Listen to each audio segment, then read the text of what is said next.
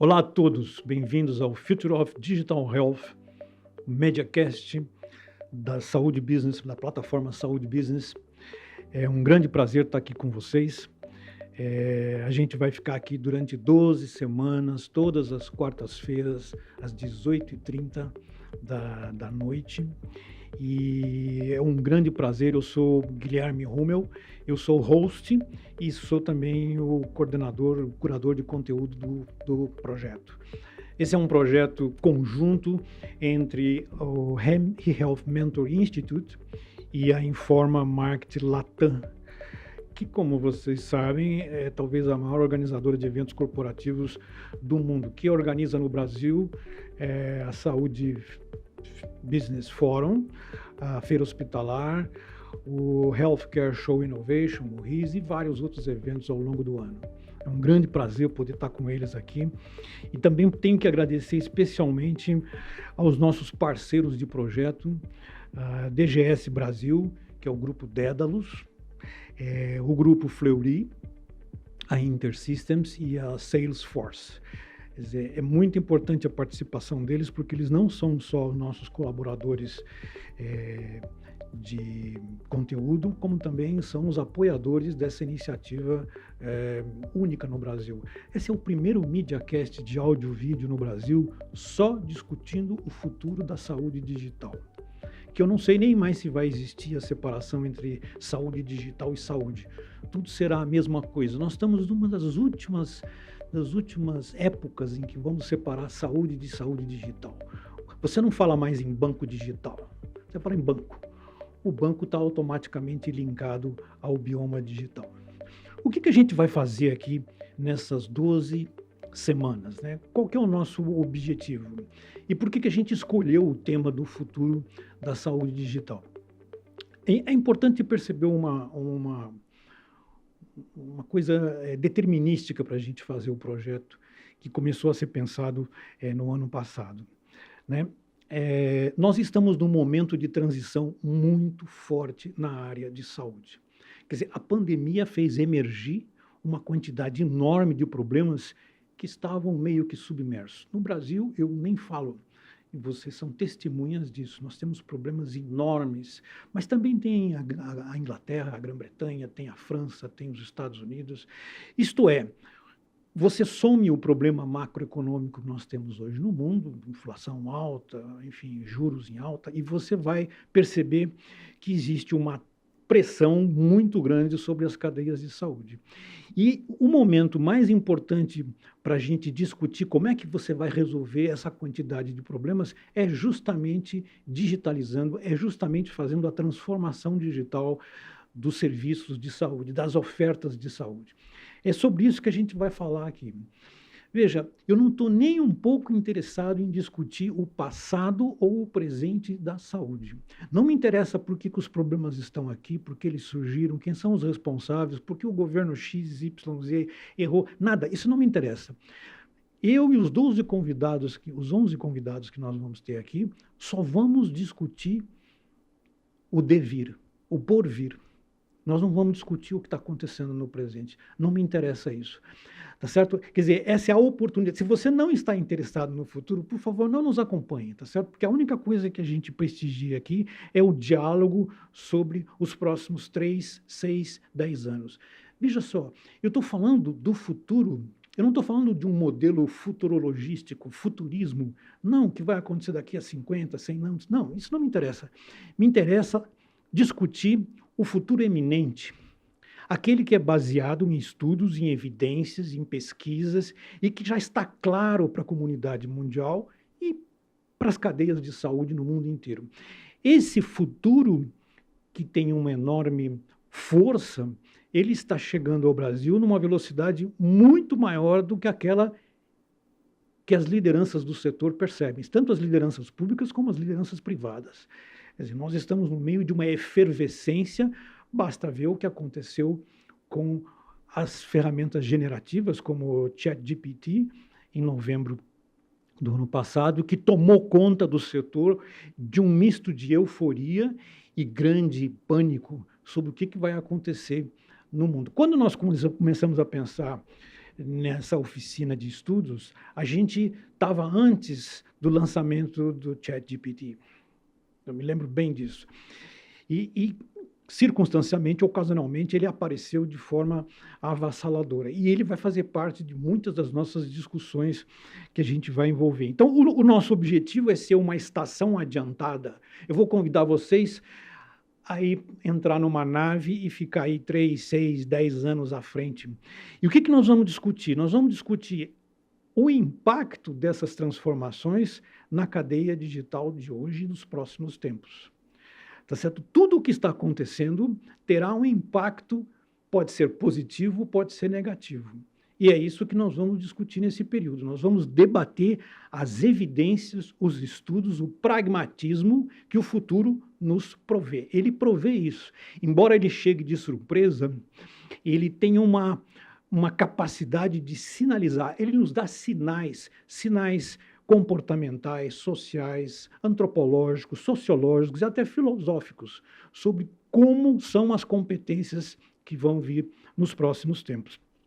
Eu queria que vocês nos acompanhassem, tá certo? Quer dizer, a gente vai ter um canal Content Page, quer dizer, nós vamos colocar todos os conteúdos que nós vamos discutir. Então, se eu citar um relatório, eu vou citar muitos, pesquisas, papers, enfim, comentários, tudo isso que eu citar aqui vai para a nossa página dentro do portal Saúde Business. Se você entrar no portal, você entra lá em podcast e você vai se inscrever e ter acesso a todo o material. Quer dizer, no final dessas 12 semanas, nós vamos ter lá mais de uma centena de links, de relatórios sobre tudo aquilo que eu discuti aqui com os convidados.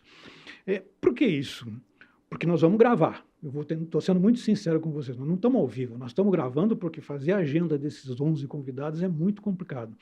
Então, à medida que eu for citando os relatórios, a documentação, a pertinência das evidências que a gente vai se lastrear para discutir o futuro, seria interessante que você entrasse no page, na página, capturasse essas informações e discutisse internamente, discutisse com os seus pares, discutisse com a sua comunidade, porque muito do que a gente vai falar aqui já está acontecendo ou está na borda, na fronteira da sua empresa ou do seu sistema de saúde público. Tá bom? Então, nos acompanhem, quer dizer, façam críticas, perguntas, elogios, a gente está aqui aberto, a gente abençoa essa relação digital com vocês, tá certo? Eu queria fazer aqui um certo confronto antes de começar, porque qual é o meu objetivo aqui hoje, nesse capítulo? É discutir todo o temário que a gente vai abranger nesses 3 meses, tá certo? Eu vou fazer um pequeno overview de cada um deles para que vocês se sintam confortáveis e saibam, aqui é jogo aberto. Todo essa plataforma de discussão vai estar, já está na web, na nossa página, para você saber o que vai acontecer em cada sessão. Aqui não tem improvisação. Né? Todas as pessoas que vão aqui, elas vão ler os mesmos relatórios que nós vamos discutir aqui e vão se preparar para discutir conosco. E você vai ter acesso a tudo isso via Content Page, via a página de conteúdo.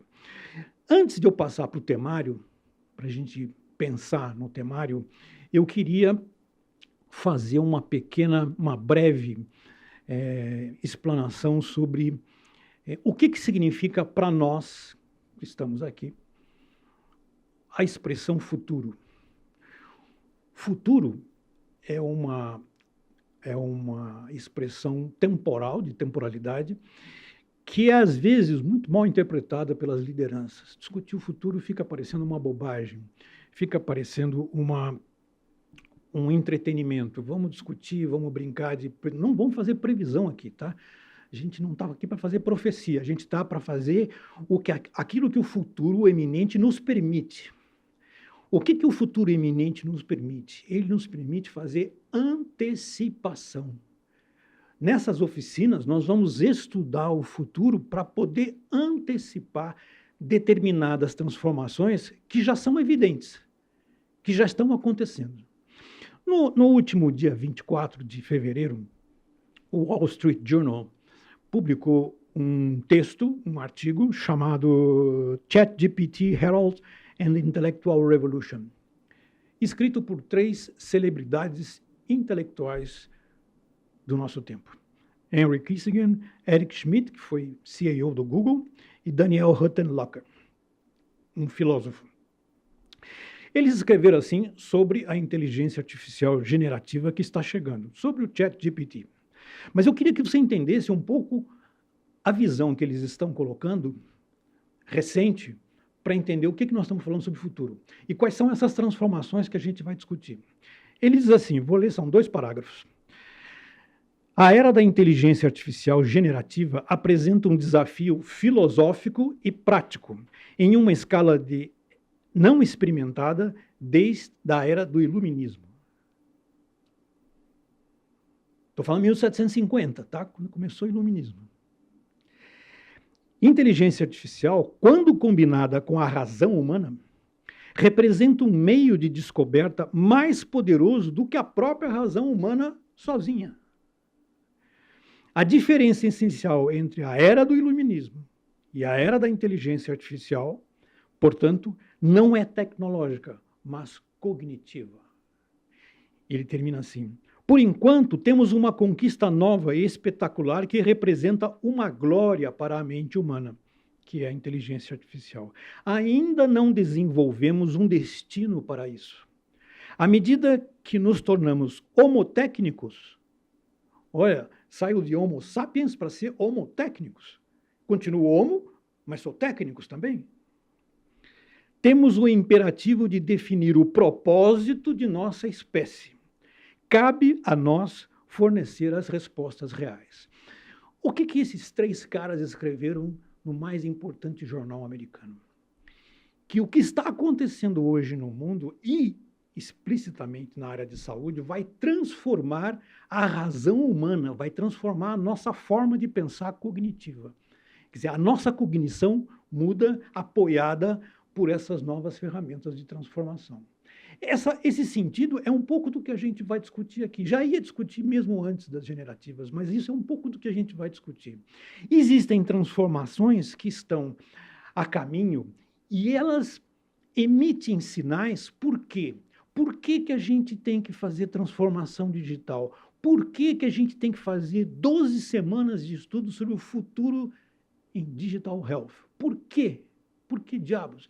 Por que diabos você só fala sobre isso? Eu vou explicar rapidamente. Nós só falamos sobre isso e a gente só fala em inovação por um motivo muito simples. Todas as pessoas que estão comigo aqui gravando, e você que está aí nos assistindo, elas têm uma configuração biofísica hoje. Amanhã de manhã, a configuração biofísica de vocês mudou. Como o que eu estou falando aqui, muda daqui a 15 minutos. Então, o impacto da transformação nos mercados e o impacto da transformação na ciência, ele é resultante da nossa transformação biológica. As nossas sinapses se perdem e se transformam. O nosso neurocentrismo, nossa visão neurocêntrica, ela está em constante transformação. O que você precisa fazer amanhã de manhã não é o que você precisa fazer hoje. No campo dos afetos, você possivelmente vai gostar de coisas amanhã que você não gostava hoje, ou vice-versa. Isso impõe uma pressa e uma violenta transformação dentro da cadeia de saúde. É por isso que a gente cobra das empresas e do Estado essa mutação, essa metamorfose dos serviços, das ofertas e dos mecanismos de diálogo entre paciente e cadeia de saúde. Eu sou engenheiro, vou falar muito em cadeia de saúde. Tem gente que gosta de falar em ecossistema, biosfera, enfim. Eu vou falar sempre em cadeia de saúde. O fato de que eu estou sempre mudando e que eu preciso que me acompanhem todos aqueles que estão dentro do processo de transformação, veja só, em 2006, houve um evento, houve uma inovação mundial que mudou as nossas vidas, que foi o quê? Foi o smartphone. O smartphone mudou a nossa vida.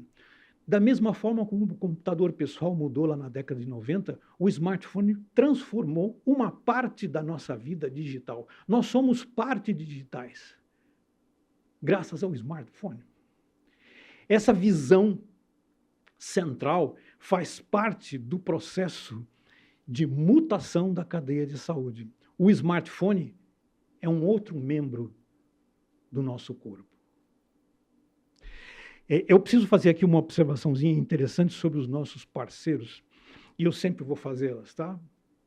Porque eu tenho uma grande homenagem a fazer em cima de todos eles. O Grupo Fleury de Saúde Digital, que nos acompanha e que vai estar aqui discutindo conosco, ele oferece um serviço de cuidado integral que conecta pessoas e empresas a médicos e serviços de saúde usando essa mesma tecnologia digital que nós estamos nos referindo aqui.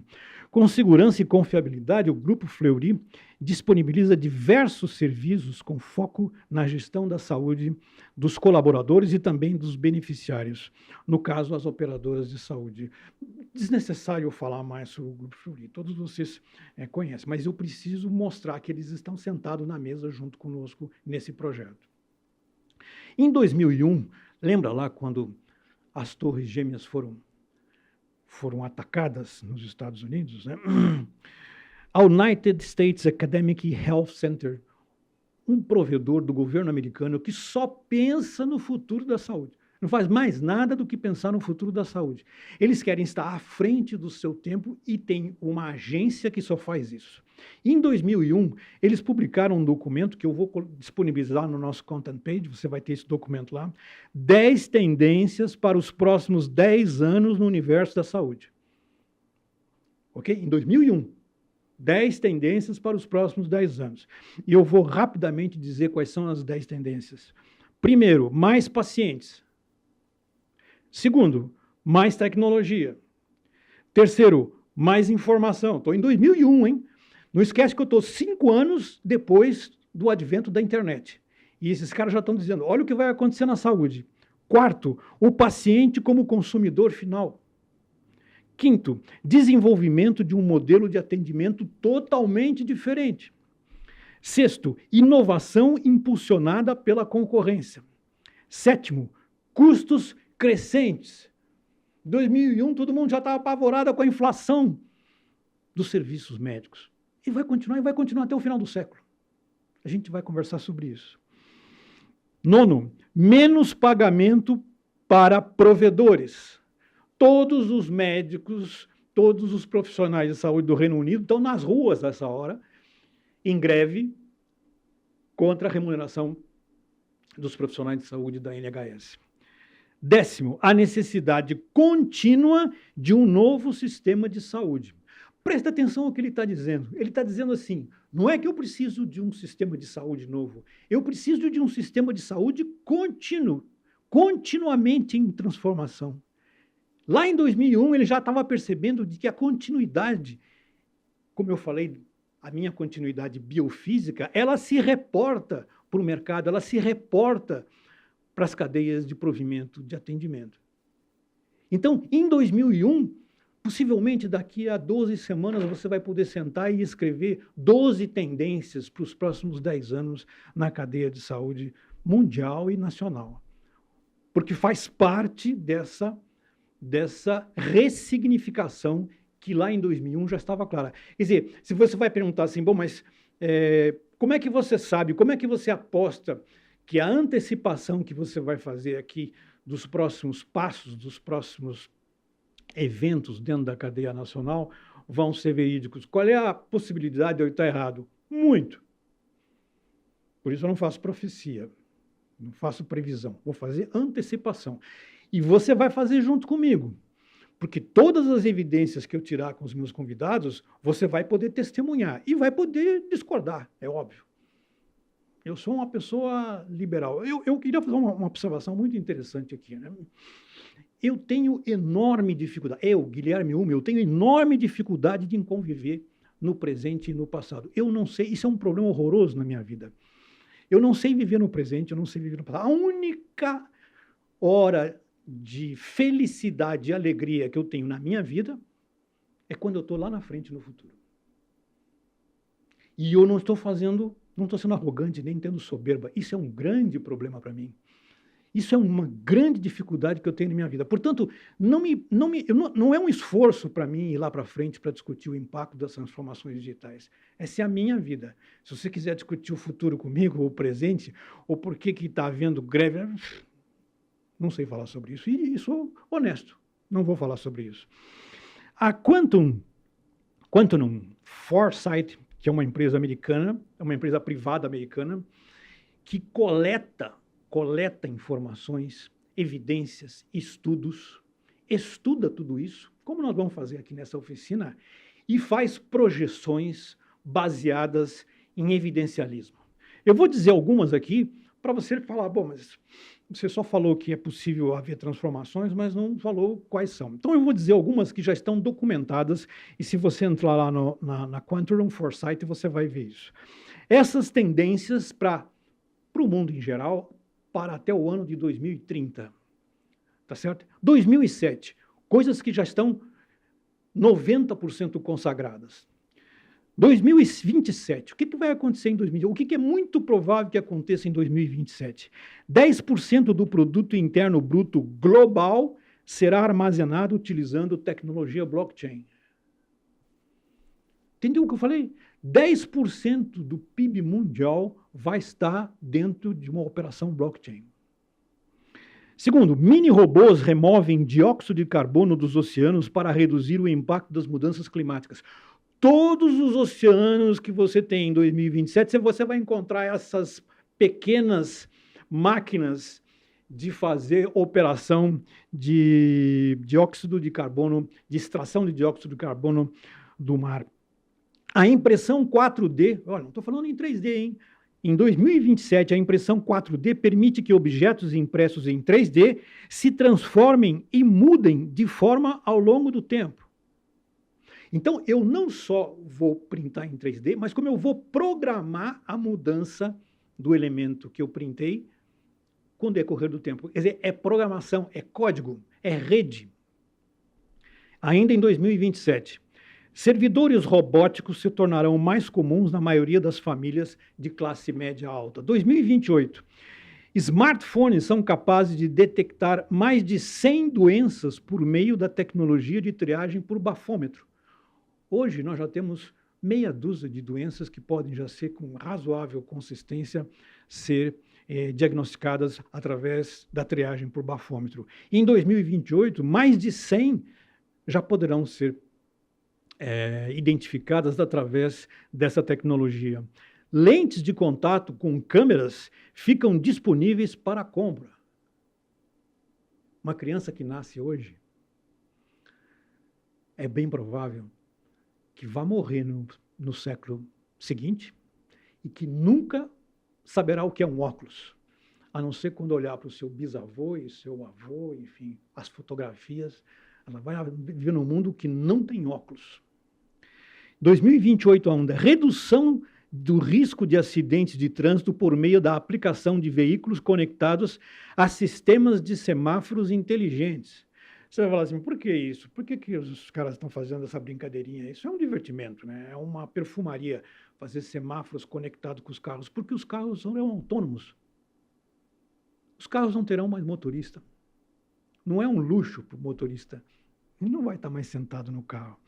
2029, parceiros sexuais robóticos se tornam cada vez mais comum. Divirta-se sozinho, eu não vou me meter nisso aí, tá bom? As reservas globais de prata são totalmente extraídas e esgotadas. 2030, a Alemanha proíbe os carros movidos a combustível de combustão interna, né? Permitindo apenas a venda de carros elétricos. Não tem mais combustível, motor a combustão interna. 2030, nova mini-idade do gelo para começar entre 2030 e 2036. Nova mini-idade do gelo. Você vai ver nevar em São Paulo. Olha o que eu estou falando. Aquicultura, a produção de peixes, né, fornece quase 2/3 dos frutos do mar do mundo. Não vamos mais pescar para comer. Tudo virá de produção industrial, produção de agroaquicultura. Cientistas iniciam o teste da primeira vacina contra a gripe que protege contra todas as cepas. Isso em 2030, todas as cepas. Sangue artificial começa a ser produzido em massa para as transfusões. Isso em 2030. Eu podia ficar aqui o dia inteirinho, podia ficar as 12 sessões com material que já tem acumulado. Essas transformações, elas vêm e elas navegam na borda da sua empresa. Se você é da saúde suplementar, preste atenção na borda, eu sempre falo sobre isso. Vou pegar aqui um exemplo. Aqui está a sua empresa. O futuro vem do futuro. Isso é uma frase muito comum, utilizada pelo Silvio Meira, que é o melhor cientista de computação que tem no Brasil, um pensador da área de tecnologia da informação. E ele sempre diz isso, o futuro vem do futuro. O futuro não vem mais do presente. Presta atenção nisso. Aliás, Kant já dizia isso. O futuro vem do futuro. Então, você está aqui na sua empresa e nas bordas, nas fronteiras da sua empresa, está chegando todo dia o futuro. O futuro está chegando todo dia. Você fala, mas como é que eu vou saber? Você precisa investigar as bordas do teu negócio, as fronteiras do teu negócio, porque o futuro todo dia vai lá bater a porta. E o que ele faz? Quando ele percebe que você não está disponível, ele faz isso, sai daqui, bate e vai embora para outro lugar. Possivelmente para um concorrente seu, ou possivelmente para o usuário. O usuário hoje está mais digitalizado do que grande parte das empresas da cadeia de saúde. Ok? Essa visão de transformação digital passa necessariamente por esses dois eixos. Eu preciso inovar porque eu, como consumidor, a minha biotecnologia interna, a minha biologia, a minha bioquímica não será igual amanhã. Os meus afetos não serão iguais amanhã. Portanto, o mundo que eu vou encontrar amanhã não é o mesmo mundo que eu encontrei hoje. E quando você vai para a sua empresa e você vai ter uma relação com o seu paciente, você precisa saber que aquele paciente que está lá não é o paciente do passado. Por isso que eu não quero falar sobre o passado. O paciente do passado que era enfim, servil, né? Absolutamente escravo da visão médico-social, da visão da cadeia de saúde, da visão do Estado, da visão da saúde pública. Quer dizer, este paciente mudou porque ele se transformou. Vou dar um exemplo disso para você achar, para você sentir o que eu estou falando. Vocês devem ter ouvido falar muito em gêmeos digitais. O que são gêmeos digitais? São representações em máquinas do corpo humano. Tem várias representações, vários tipos de gêmeos digitais. Mas eles são uma representação, por exemplo, do meu corpo humano que está em máquina. Então, todos os meus sentidos, os meus sinais vitais biológicos, eles são automaticamente atualizados no meu gêmeo digital. Todo mundo que é CEO já escutou falar em gêmeo digital. E todo mundo, quando eu falo isso, fala assim, mas você vem aí, isso daqui a 50 anos. Então, eu vou dar um exemplo para você. O seu gêmeo digital está mais próximo de você do que você imagina. Você, operadora de saúde, já devia estar pensando como é que eu vou fazer com que esse gêmeo digital se transforme numa representação do paciente. Aqui no meu celular, no meu smartphone, eu tenho o meu prontuário, eu tenho todos os meus exames, eu tenho todas as minhas consultas, eu tenho todas as minhas prescrições, eu tenho as minhas conversas, eu tenho os meus afetos. Parte da minha vida está aqui dentro. Quiçá uma parte que está aqui dentro que eu até desconheça, mas que está aqui dentro. Esse aqui é o meu gêmeo. Este aqui é o meu gêmeo digital. Isso significa o quê? Que as operadoras de saúde, os players da cadeia de saúde, deviam ter um novo pacto comigo, um novo pacto com o paciente, em função do gêmeo digital, que já está em poder dele, que já faz parte da vida dele. Não precisa criar uma máquina nova, não. O gêmeo digital já está aqui. Ele já faz parte dessa colisão. Quando você pensar nisso, você vai pensar assim, mas isso enfim, um exagero. Não é exagero. Não é exagero. Nesse exato momento, eu estou fazendo estudo com uma empresa, inclusive para me associar a ela, associar que eu estou falando como beneficiário, em função da possibilidade de eu ter uma representação do meu celular, do meu smartphone em máquina. Totalmente em máquina. Isso significa o quê? De que essa ferramenta, que pode ser uma ferramenta de comunicação, pode ser uma ferramenta de divertimento, ela é fundamental para a caracterização de uma nova relação entre o paciente e a cadeia de saúde. Eu queria lembrar também que faz parte do nosso projeto, da nossa parceria, a InterSystems, que é uma empresa norte-americana, é provedora líder de tecnologia para dados extremamente complexos em saúde. Possui uma plataforma avançada de interoperabilidade. Você vai cansar de escutar falar em interoperabilidade nesses 12 capítulos. Ela hoje tem mais de 1 bilhão de registros de saúde em todo o mundo que são gerenciados pelas tecnologias que ela provê. Tá certo? Se existe uma empresa que está morando no futuro, é essa aqui. Tá certo? Tudo que eu estou falando aqui, acabei de falar sobre o gêmeo digital, ela está lá se posicionando para ser acessável nesse campo. Eu vou continuar, você vendo que eu estou buscando aqui papéis, vai ser assim, tá? Porque eu sou um pesquisador, não sou um profissional de apresentação. Então, vocês vão me desculpar aí, porque eventualmente eu vou ter que seguir aqui os meus roteiros predestinados. Uma coisa que fica clara nesses nossos encontros, nessas nossas 12 sessões, é a necessidade do conceito de digital health, que virou um neologismo, que é utilizado no mundo inteirinho. Você pode traduzir de saúde digital. Na semana que vem, o Chau vai estar discutindo aqui uma nova nomenclatura para isso, e, enfim, você pode usar. Mas o que é digital health? O que é saúde digital? Tem 300 tipos de definição, mas eu escolhi uma que eu aplico, que é muito simples. O que é saúde digital? É automação dirigida ao paciente, orientada por dados e voltada a criar valor superior. Vou repetir.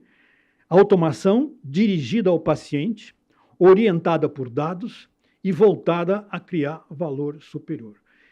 Primeiro, digital health é automação. Não brinca. Você vê que aqui nessa descrição eu não cito a palavra tecnologia. Aliás, é bom que você imagine uma coisa muito interessante. Em 1974, Peter Drucker escreveu um livro fantástico, olha lá, hein? Antes de internet, sobre a definição do que é inovação. O que é inovação? E ele escreveu assim: inovação é a mudança de comportamento dos agentes da cadeia de saúde, sejam consumidores ou fornecedores. Drucker não fala nada de dados e muito menos sobre tecnologia. Ele diz: inovação é mudança de comportamento. Você pode lançar o equipamento mais fantástico, mais moderno que a sua empresa, que a sua indústria pode desenvolver. Se você não mudar o consumidor, não vai utilizar. Não vai servir para nada. O cemitério de inovações mal sucedidas é enorme, é muito maior do que os sucessos. Por quê? Porque ele não foi capaz de mudar o consumidor, mudar o comportamento do consumidor. Presta atenção nessa palavra, comportamento. O comportamento é uma das maiores e melhores diretrizes para você identificar a antecipação do futuro.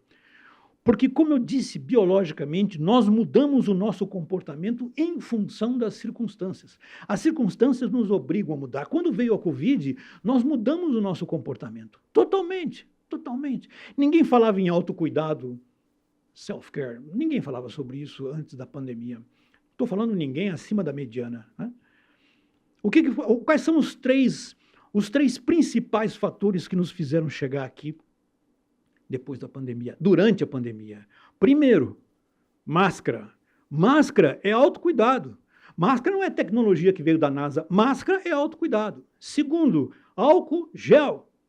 Álcool gel, passar álcool gel, lavar a mão com álcool gel é autocuidado. E terceiro, isolamento. Isolamento domiciliar É autocuidado. O que fez a gente chegar até aqui foram 3 ações eminentemente de autocuidado. Portanto, você deve pensar muito se as pessoas, depois da pandemia, não ficaram muito mais atentas ao autocuidado. E se o autocuidado não é um eminente sinal do futuro.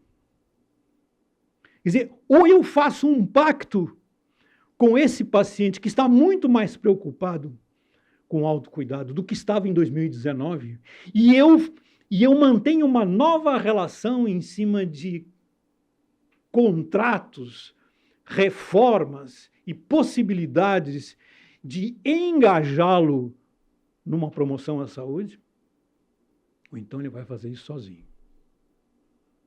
Operadora de saúde que não dividir um prontuário eletrônico com o paciente, saiba que nos Estados Unidos 7% da população já tem Personal Health Records. Tem prontuários eletrônicos pessoais, seus, que ele mesmo imputa dados. Então, se você não quer fazer um Electronic Health Record, se você não quer fazer um registro eletrônico, não tem problema nenhum. Fica tranquilo, porque o seu paciente fará isso, como eu tenho 2 aqui no meu smartphone. Isso é um sinal eminente de que o futuro está muito mais perto do que você imagina. Essa visão de saúde digital, ela só existe se ela for dirigida. Primeiro, automação. Segunda, ela é dirigida ao paciente. O centro é o paciente. O centro não é os players da cadeia de saúde. O centro não é o médico. Desculpe a comunidade médica que está nos escutando, mas o centro não é a academia médica. O centro é o paciente. Então, toda vez que alguém me disser assim, olha, eu não uso prontuário digital, sabe por quê? Porque é muito trabalho, eu tenho que escrever muito, eu tenho que preparar muito, eu não tenho tempo para cuidar do paciente e fico cuidando do prontuário do paciente. Pois saiba que o prontuário do paciente existe para o paciente, não para você, médico. Ele existe para o paciente. Ele é bom para o paciente. O histórico do paciente é bom para o paciente, não para o médico. O médico vai ter sim que fazer esse trabalho digital de transformar os dados orais que o paciente coloca, os dados de diagnóstico, prescrição, dentro do prontuário. Mas não é por causa da sua operadora, não é por causa do seu hospital, não é por causa da sua clínica ou por causa de você. É porque isso vai ajudar a salvar a vida, isso vai minimizar as comorbidades que o paciente tem. E isso é fundamental para você conseguir entender qual é essa nova relação com ele. Então, saúde digital é automação. Segundo, centrada no paciente. Terceiro, centrada em dados. Tudo é dados. Tudo é programável. Tudo é código. Tudo é software. Não tem nenhuma área da civilização humana hoje que não tenha uma transversalidade com software, com código. E se é software e é código, pode ser programável. Pode ser programável. O software traz para nós um desejo. Lá 2.500 anos atrás, os pensadores gregos já gostavam da ideia de você programar a sua vida, de você ter alguma chance de programar aquilo que lhe era próprio. Hoje você tem essa chance. Portanto, tudo faz parte dessa conotação.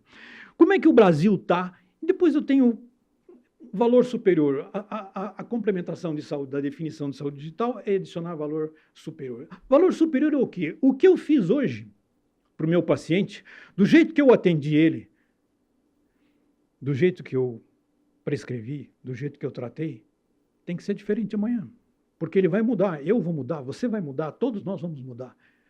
Então, atender um paciente como você atendia há 10 anos não funciona mais, isso é passado. Então, sempre tem que adicionar, as ferramentas de Digital Health sempre tem que adicionar valor à relação com o paciente.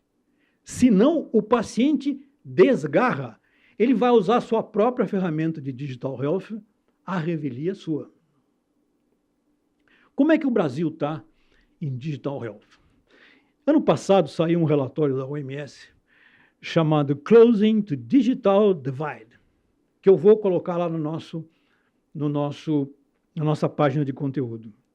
Esse é um relatório muito interessante porque ele fala da usabilidade que os países estão tendo com o Digital Health. Alguns países estão mais avançados, alguns países estão menos avançados. Essa é uma visão característica, crítica do processo de transformação digital. Isto é, eu tenho que saber se a minha cadeia de saúde, pública ou privada, está fazendo uso das ferramentas de Digital Health. E o relatório diz assim, cerca de 150 milhões de pessoas no mundo têm um nível de maturidade em Digital Health baixíssimo, nível 1. É o nível mais baixo. Dos 5 níveis, esse é o nível mais baixo. Então, tem 150 milhões que vivem no nível 100 Digital Health, num mundo de 8 bilhões de habitantes. Mais de 5 bilhões de pessoas vivem nos níveis 2 e 3.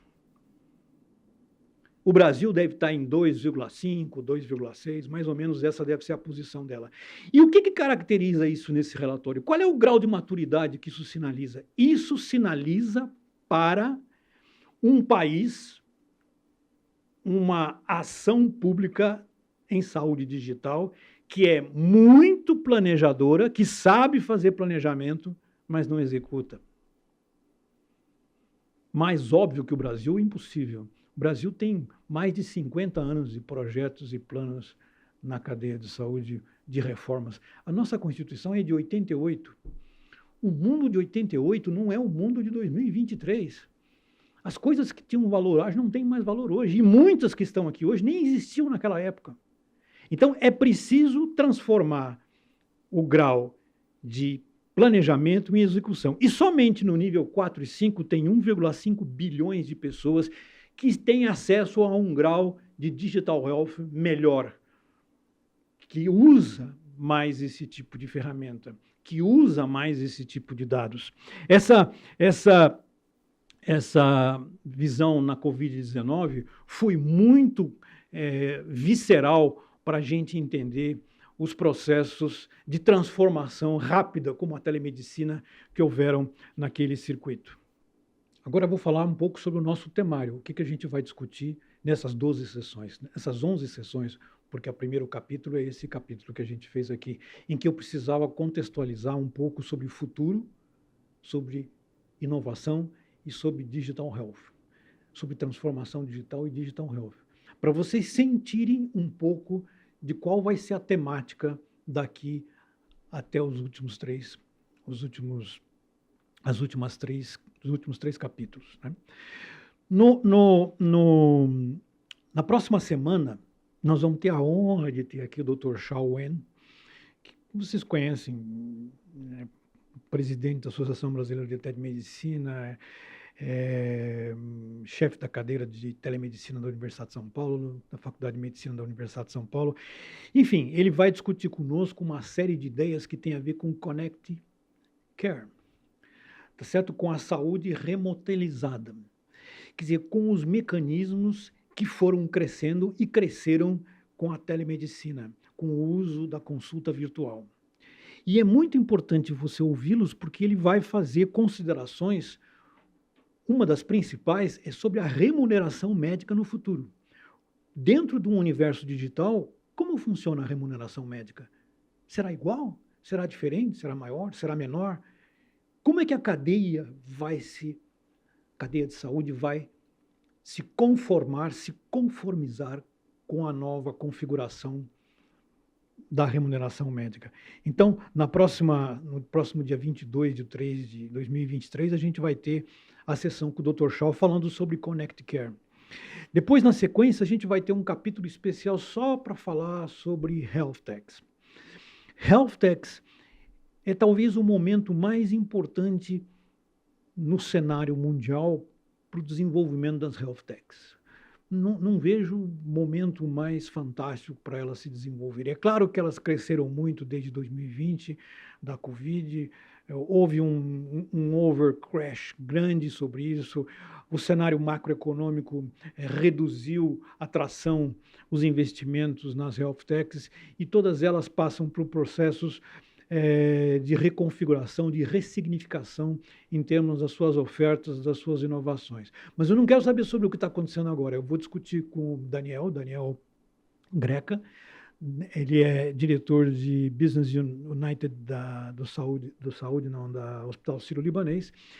Uma pessoa que tem uma bagagem enorme, a gente vai discutir sobre isso com ele, sobre qual é o novo papel que as health techs têm nesse mundo em constante mutação, em constante transformação digital.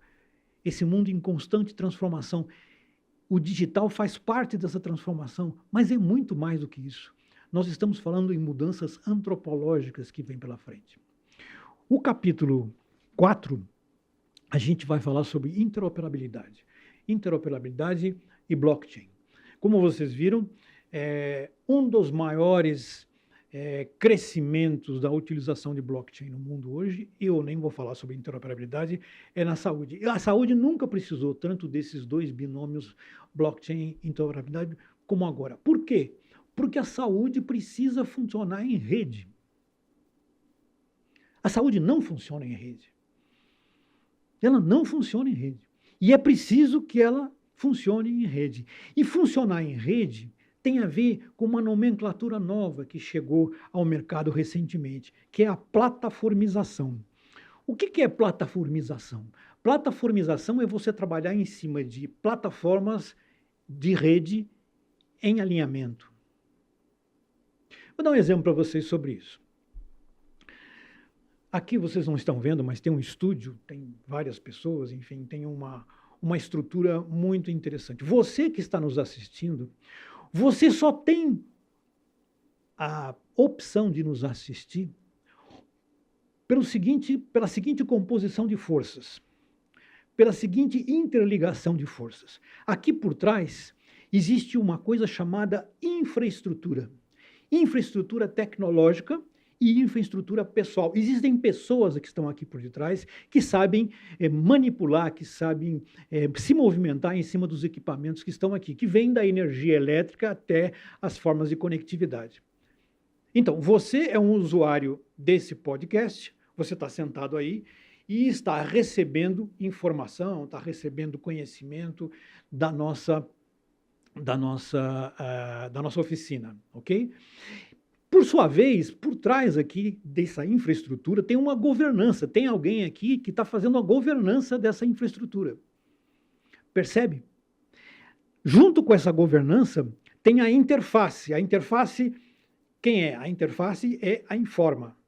A Informa é que faz a interface com o estúdio para fazer essa gravação. E a interface, a Informa, tem uma governança também. Depois estou eu aqui. Eu sou um dos que oferta o conhecimento, o serviço, e vou fazer a moderação de tudo isso aqui. Isso que nós estamos aqui testemunhando é uma plataforma.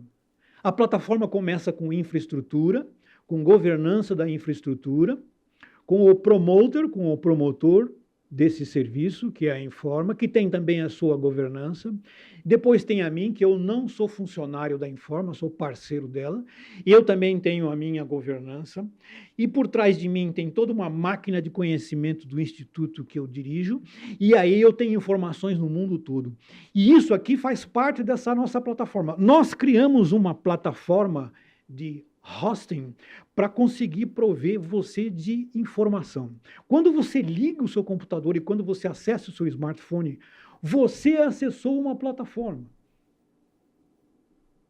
Você está entendendo? Isso aqui foi criado. Há partes digitais, há partes físicas e há partes que não são físicas, são digitais.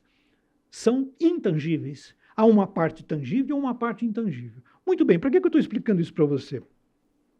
Fora que existe a parte da plataforma que é divulgação, parte da plataforma que é marketing, parte da plataforma que é treinamento, que é pesquisa, tudo isso faz parte dessa plataforma. Nós nos unimos numa plataforma para atender a sua demanda. Vamos agora pensar no paciente e na sua saúde, tá certo? O paciente não caminha numa plataforma, ele caminha isolado. Quando tem uma inconformidade, quando ele tem um desconforto, quando ele tem uma emergência, ele caminha em direções que não estão integradas. não fazem parte de uma plataforma. Então você pode procurar um médico, mas você tem que ver primeiro com o seu plano de saúde se esse médico é autorizado. O médico autorizou, você tem que primeiro pedir uma autorização para tirar um exame antes de você fazer um laudo diagnóstico. Você tem que primeiro... Veja só, você está conectado em ilhas isoladas, ilhas que mal se conversam, ilhas que não são integradas. Você não está numa plataforma e a saúde precisa estar numa plataforma. Eu vou na indústria bancária e eu trabalho em cima de uma plataforma. Eu não vou mais à agência de banco. Se eu quiser mandar dinheiro para outra conta no banco, eu não preciso pedir autorização do meu banco. Eu faço isso automaticamente. Se eu preciso receber um Pix ou pagar com um Pix, eu não preciso da autorização do Banco Central, eu não preciso da autorização do meu banco, eu não preciso da autorização. Eu faço isso automaticamente. Por que isso é automático? Lembra quando eu falei sobre a explicação sobre Digital Health, automação? A automação impõe a plataformização. Você precisa criar. Então, quando o paciente tiver uma demanda de saúde, ele tem que caminhar numa plataforma. Para quê? Pela mesma definição do Digital Health. Porque os dados dele são o éter dessa plataforma. E hoje não são. Os dados estão perdidos, os dados estão separados, os dados são isolados. Você não sabe nada sobre os seus dados de saúde. Nada, absolutamente nada. Por quê? Porque todos os players que você caminha, quando você tem um desconforto, tem um problema qualquer, eles não estão plataformizados. Então, os dados estão perdidos em várias unidades. Isso é que vai ser discutido nesse capítulo, a plataformização e a importância da interoperabilidade nessa plataformização. O capítulo seguinte, a gente vai conversar sobre Open Health. Open Health, ou a Rede Nacional de Dados em Saúde, que o Ministério da Saúde sumiu. Aqui vai uma crítica velada, respeitosa, porque tem aí 2 meses de governo, mas sumiu. Eu não vi mais falar sobre Rede Nacional de Dados em Saúde, que é a única forma decente, barata e rápida de você fazer o mínimo de plataformização. O mínimo de plataformização é você compartilhar alguns dados, um sumário de dados do paciente entre a saúde suplementar e a saúde pública. E ainda que seja só entre a saúde pública, tem que acontecer. Isso tem que acontecer. Precisa acontecer rápido. Porque é isso que faz parte da inacessibilidade do sistema. Nós não temos acesso ao sistema devido a essa grande fonte de desintegração que existem entre o sistema. Então, nesse capítulo, vai estar conosco o Luiz Chiattacchi, que é um monstro na área de Open Health, e vai discutir conosco em que pé está isso e como serão os próximos passos. No capítulo 6, a gente vai falar sobre medicina diagnóstica. E a gente, óbvio, vai contar com o Grupo Fleury aqui para discutir para onde vai a medicina diagnóstica. Para onde vai a medicina diagnóstica? E eu não perderia esse capítulo de jeito nenhum, porque eu tenho uma ligeira impressão, e eu vou discutir isso aqui, embora não sei se vai ser falado, mas eu tenho uma ligeira impressão que o próximo player catalisador da cadeia de saúde no Brasil é o laboratório de análise e diagnóstica. E tem tudo a ver com o que eu falei sobre Digital Health. Por quê? Porque os dados estão com ele. A credibilidade está com ele. É necessário para a comunidade médica, para a saúde conectada, ele estar lá. Com uma plataforma de inteligência artificial, por que o diagnóstico não virá da medicina diagnóstica?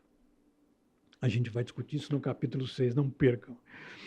O outro capítulo, é claro, a gente vai falar sobre inteligência artificial na saúde, ChatGPT e todas as generativas que vêm pela frente. Não esquece que em dezembro deste ano chega a versão 4.0 do ChatGPT, tá certo? Que até onde eu sei é uma coisa absolutamente revolucionária para o mercado de saúde.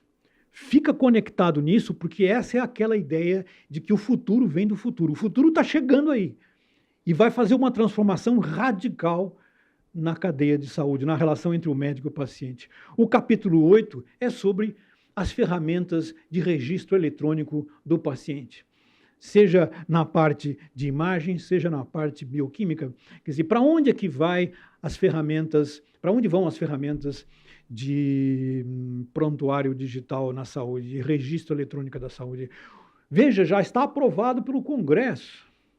É só uma canetada, uma canetada boa, né, produtiva, como houve agora em dezembro a canetada da telemedicina, uma canetada do prontuário eletrônico do paciente de forma mandatória e compulsória. Tá certo? É importante vocês estarem aqui, eu vou estar aqui com a DGS, que está muito familiarizada com esse tema. O capítulo 9 é sobre o estado de bem-estar digital. Olha só, não estou falando sobre estado de bem-estar, estou falando sobre estado de bem-estar digital. Esta relação do paciente e do médico com, por exemplo, o uso de telehealth, ela vem crescendo, essa relação vem melhorando. Como é que nós podemos melhorar? Como é que nós vamos melhorar com a inserção do futuro que está chegando? É isso que eu vou discutir aqui nesse capítulo.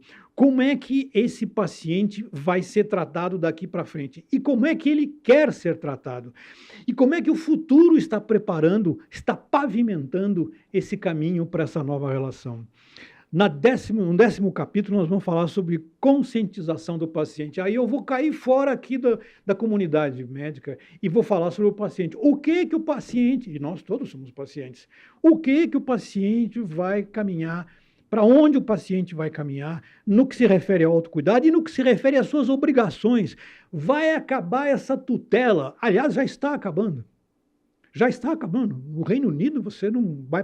Se você tiver um mal súbito, uma indisponibilidade digestiva, você não vai para uma emergência como faz no Brasil. Não, você tem que primeiro acessar aqui um aplicativo de triagem antes de você pisar num hospital. Então, também caem obrigações sobre o paciente nessa relação entre a cadeia e ele. E a gente vai discutir nesse capítulo qual é esse novo paciente, esse novo mandatário, e ele é o centro da cadeia de saúde, e em Digital Health ele é o ponto principal, mas ele também tem obrigações. E se ele não cumprir essas obrigações, aliás, muitos não estão cumprindo, ele vai sair fora do setor, pelo menos da saúde pública e da saúde privada. Capítulo 11, automação em saúde. Vou conversar sobre a Salesforce. São muito bons em automação.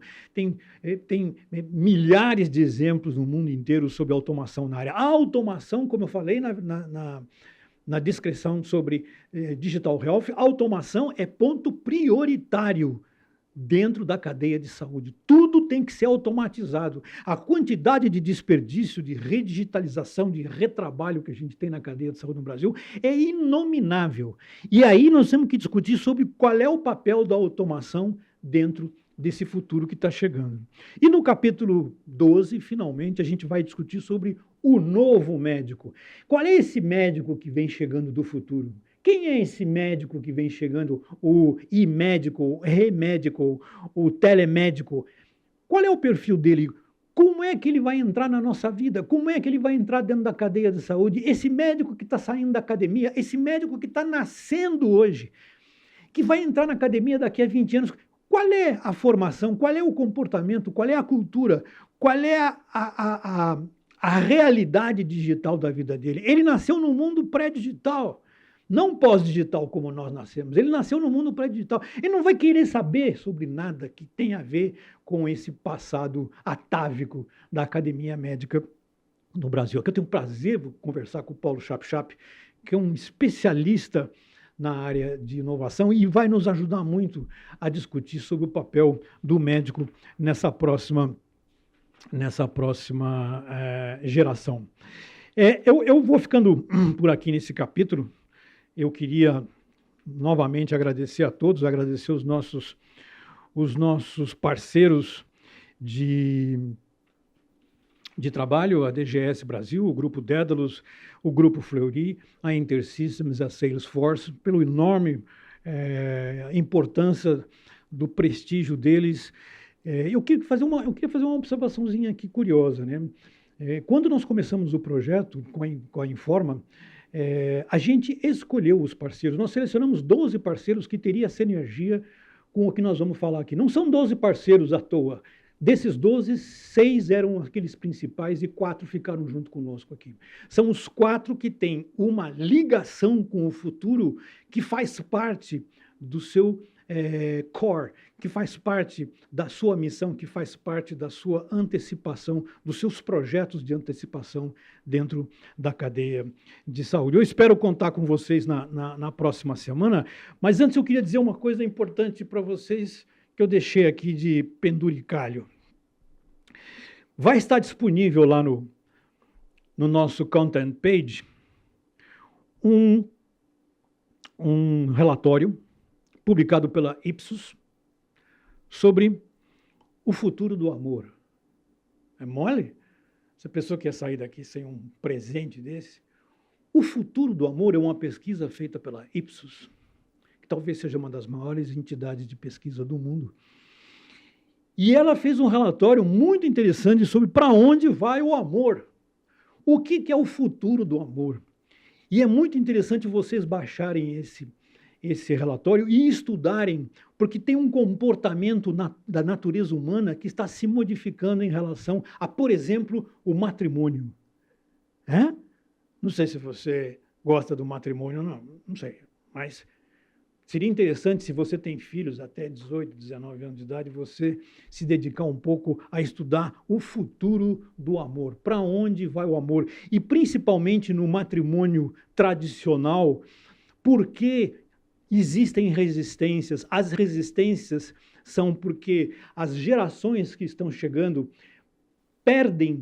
estão perdendo a credibilidade, tanto nas comunidades religiosas quanto nas comunidades estatais, o governo.